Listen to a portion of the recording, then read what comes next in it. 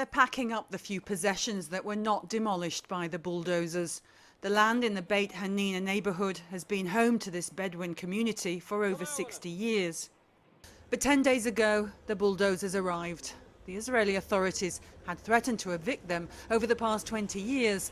Now they made good on that threat. 11 homes were demolished and a deadline of Wednesday given for them to leave. They were told the army wants to build a military base here, but the Bedouins say this is their home. We didn't come here yesterday or the day before. We have been here for decades. We have been planting here and living off the land. We lived on this land.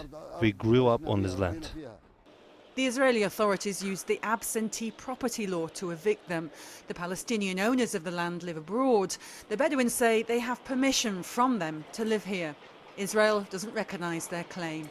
The few olive trees and a number of livestock have helped to sustain their community of 50 people, including 26 children. They've been told to go to the West Bank and find a new place to camp.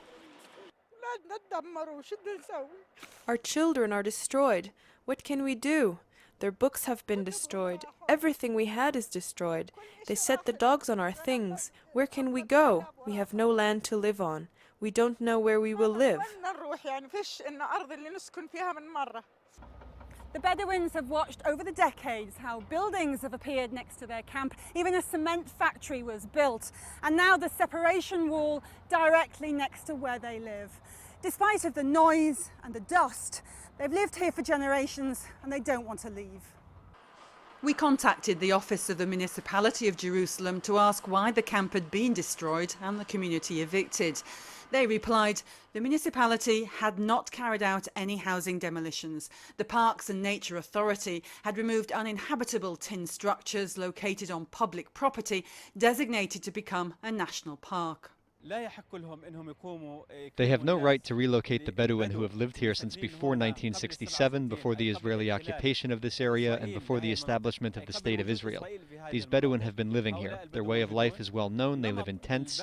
These tents do not need permits, and they are nomadic. These nomadic people made a home here since the 50s. They fought eviction for 2 decades. Now they've given up, are in search of a new home where they will be welcome. Sue Turton, Al Jazeera, Jerusalem.